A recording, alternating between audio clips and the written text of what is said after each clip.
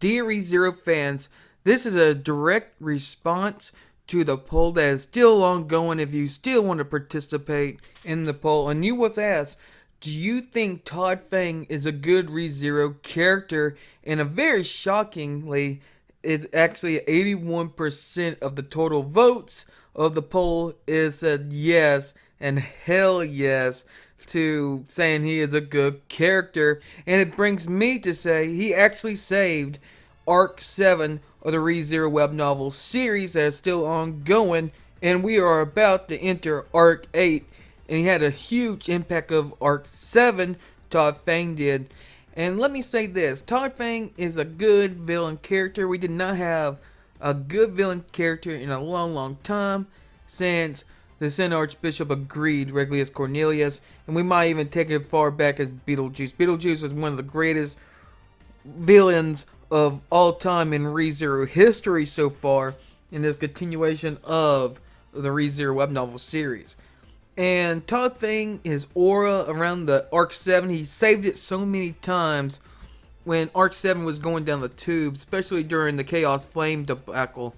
And it was not a very good time for Arc 7. A lot of people dipped out of Arc 7 because of the Arc 7 Chaos Flame with Abel and the fake Abel, with old Bart turning Subaru into a child, and it just got terrible writing.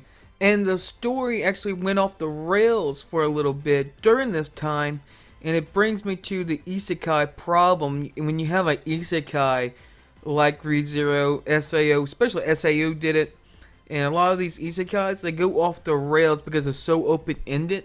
It's interesting and pretty crazy how the story turned into going to the capital city of Wallachia, Corral. Then we went to Chaos Flame, but it makes no sense about turning Subaru into a child, and he still is a child, and stuff like that. But when stuff happens like that, Todd Fang comes in. When the ReZero web novel was dipping off on Arc 7, it was getting pretty bad. A lot of people jumped ship. Todd Fang somehow re-enters the story, and I think Todd Fang as a character, he is so good. He has a great fiance, Katia. They references a lot. Jamal. When I'm talking about Todd, also Jamal too. Jamal is a good character too, and I love how Todd Fang and Jamal has a different presence of a character. Got nothing to lose. It will go as far as it takes to get the job done.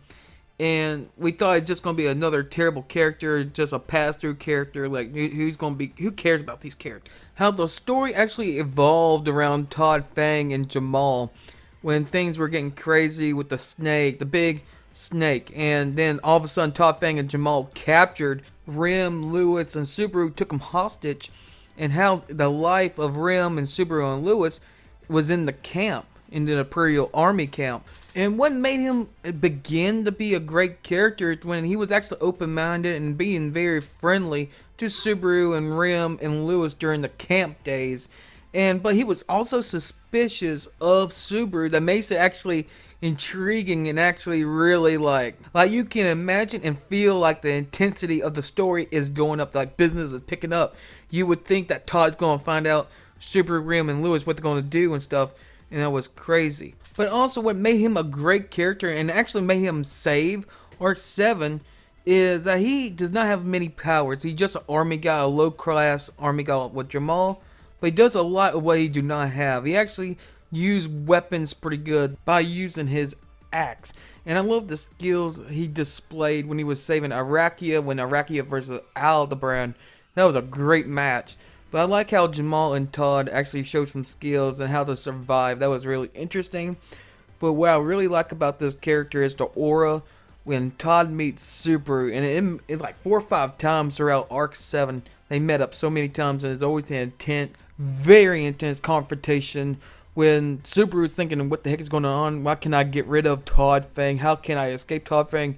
And Todd Fang is just vicious. He's a different kind of guy. He is very vicious. He's maniacal. He is very evil. He is a villain. You can tell for sure, even though he has a face like, hey, he might be a nice guy, but he is totally has a mask on. And when I mean a mask, that's not the true self. His true self is evil.